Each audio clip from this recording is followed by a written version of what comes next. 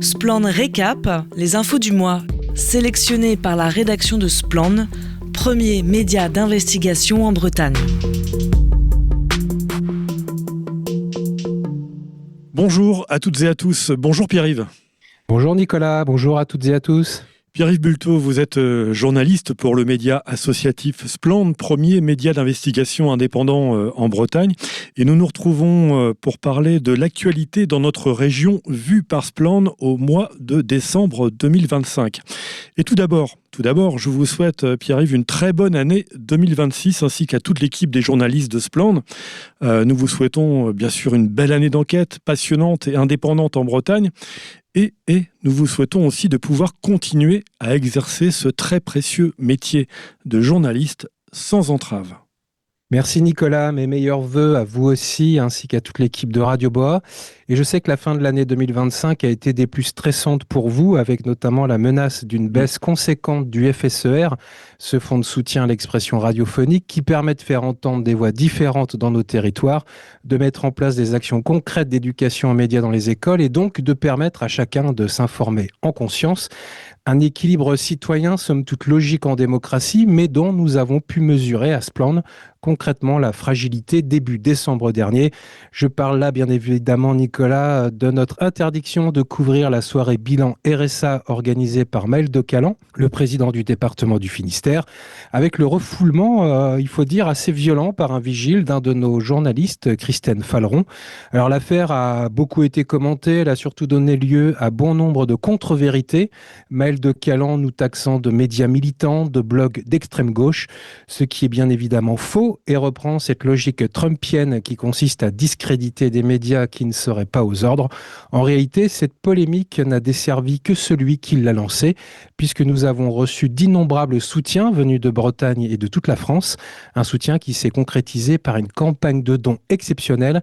Et j'en profite, Nicolas, de ce micro pour remercier nos précieux donateurs, une campagne qui nous permettra, soyez-en sûrs, de continuer à faire notre métier en toute indépendance, parce que dans notre pays, il n'y a pas de droit de savoir sans liberté d'informer. Et bien sûr, Pierre-Yves, vous avez tout le soutien de notre média régional pour continuer de pouvoir exercer votre métier de journaliste librement et sereinement, en toute indépendance. Merci Nicolas. Merci. Allez, on aborde maintenant la riche actualité 2026 avec ce focus tout d'abord sur les municipales 2026 en Bretagne. À Brest, l'animateur de la page Facebook Les Bergers du Quartier se déclare candidat. Qui est-il exactement, cet animateur des Bergers du Quartier, Pierre-Yves ? Alors derrière ce blaze, Nicolas, on retrouve Nazim Yénier. C'est un Brestois dont l'ennemi juré est l'actuel maire de la cité du Ponant.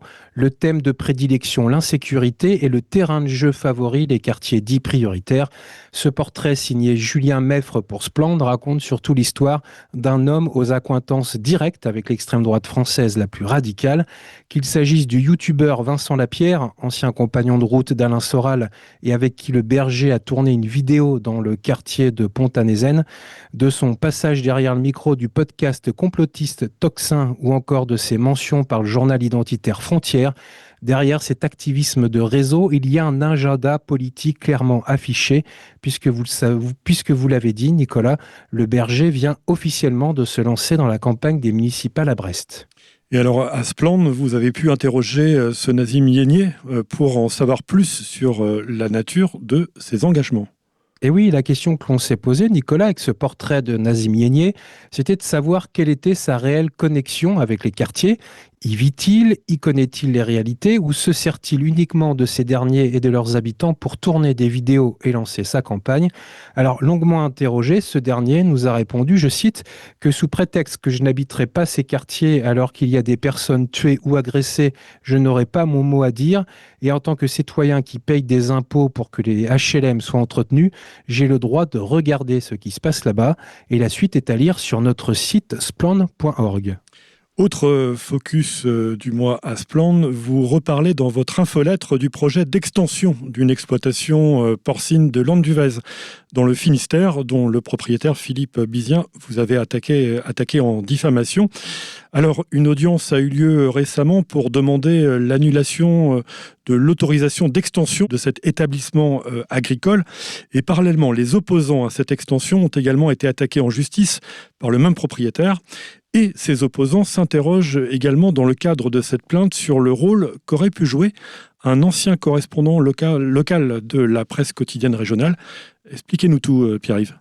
Eh bien, pour bien comprendre les enjeux de ce feuilleton aux multiples rebondissements, Nicolas, il faut revenir à l'été 2023, lors d'un tractage sur la plage de Penfoul, visant à informer les touristes et plaisanciers du lien qui existerait entre pollution bactériologique des plages et la production porcine de Landunvez, jugé diffamatoire par Philippe Bizien. C'est le contenu de ce tract qui vaut aux opposants cette plainte en justice.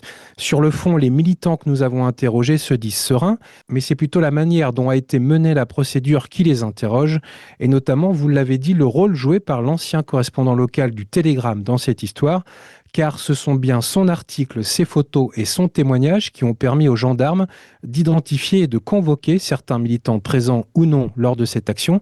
Et je dis présents ou non, car c'est là où ça devient ubuesque, alors que la photo est considérée comme un élément de preuve de la culpabilité des militants. Certains sont mis en cause parce qu'ils figurent sur cette dite photo, alors même qu'ils n'ont pas participé à la distribution de tracts. Et c'est notamment le cas de l'un d'entre eux, dont l'alibi est aussi solide que cocasse. Lors du tractage, il était en duplex sur CNews pour commenter une autre affaire de pollution agricole. Alors pour qu'on comprenne bien, Pierre-Yves, petit retour en arrière, quelles sont les préoccupations environnementales qui ont en tout cas mobilisé ces opposants face à ce projet d'extension ? Alors pour faire court, Nicolas, cette extension de porcherie ferait passer l'élevage de 9000 animaux à 12 000, ce qui, pour les militants, augmenterait d'autant le risque de pollution des plages de Landunvez, dont celle de Penfoul, très célèbre pour ses spots de surf. Et puis des analyses récentes des ONG Botifoul et Eaux et Rivières de Bretagne montrent une forte corrélation entre la pression des épandages et la baisse de la qualité de l'eau de ces plages, au point même d'entraîner un probable déclassement de bon à insuffisant de ce lieu prisé des baigneurs et des surfeurs. Voilà, et l'article sur cette affaire qui décidément a beaucoup de tiroirs est à retrouver et à lire sur le site splend.org.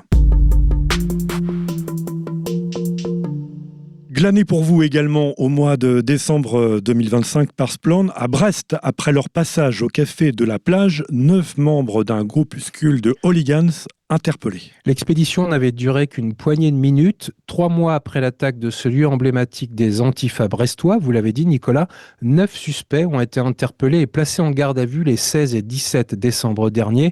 Tous ont un point commun, être membres de la section Ouest, groupuscule de hooligans affiliés à l'extrême droite violente. Et derrière cette charge, le nom d'un autre collectif revient, celui de Talion-Brest, un collectif qui se structure sur la cité du Ponant, comme vous pouvez le lire dans une enquête que nous avons co-publiée en décembre avec le média Street Press. En baie de Morlaix, un pêcheur heureux. Et vous voulez sûrement parler de Philippe Brasse. Si ce dernier jubile, selon ses propres mots, c'est parce que 2 éleveurs ont été reconnus coupables de pollution du Trémorgan par le tribunal de Brest le 15 décembre dernier. Et ce ne sont pas tant les amendes avec sursis qui réjouissent le pêcheur que la reconnaissance du préjudice écologique. Dans cette affaire, la justice a en effet ordonné une expertise visant à établir le coût des dommages de la pollution de cette rivière lors d'une audience prévue le 9 février 2027.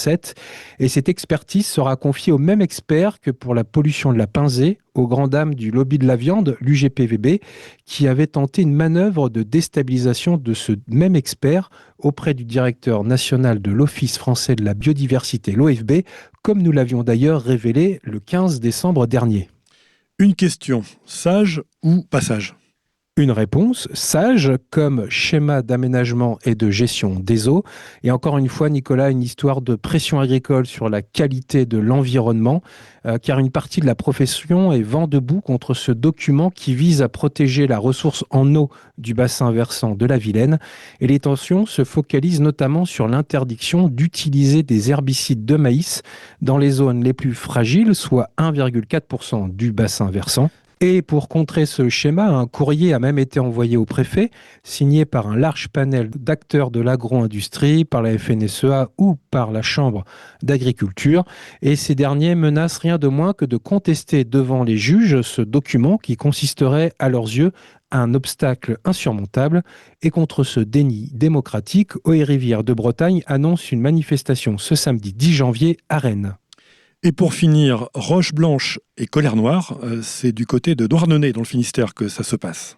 Et on parle ici, Nicolas, de la lutte qui se joue entre le conseil départemental du Finistère et des habitants pour préserver ce site de 3,7 hectares qui borde le chemin de randonnée, le GR34. Depuis 15 ans, l'association Le Sens de la Vis occupe les lieux sans droit ni titre et une cinquantaine de personnes y vivent à l'année. Des ateliers et une ferme y ont même été créés.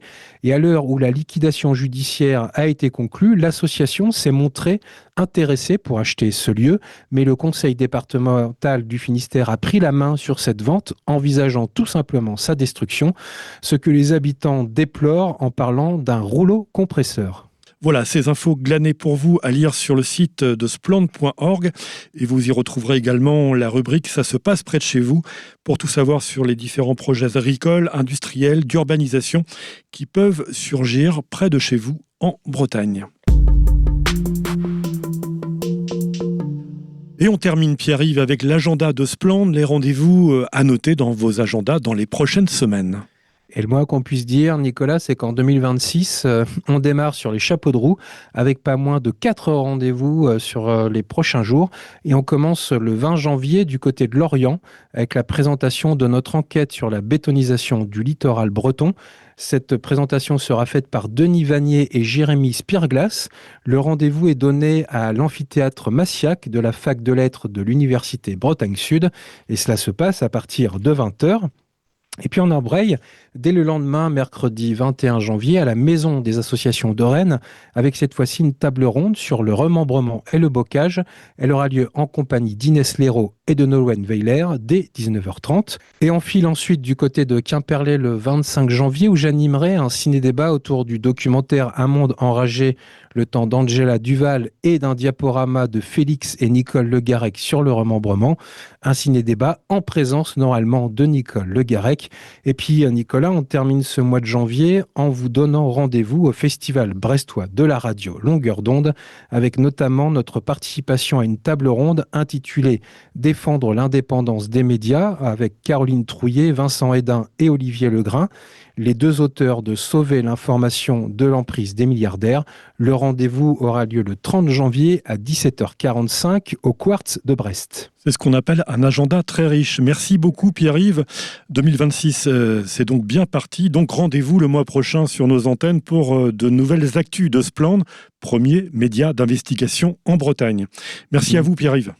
Merci beaucoup Nicolas et on se dit donc au mois prochain. Salut. Et en attendant, pour retrouver toutes ces actualités et les enquêtes de Splend, direction le site splend.org. Et n'oubliez pas de soutenir ce média d'investigation indépendant en Bretagne. Faites un don. C'était Splend Récap, les infos du mois, sélectionnées par la rédaction de Splend, premier média d'investigation en Bretagne.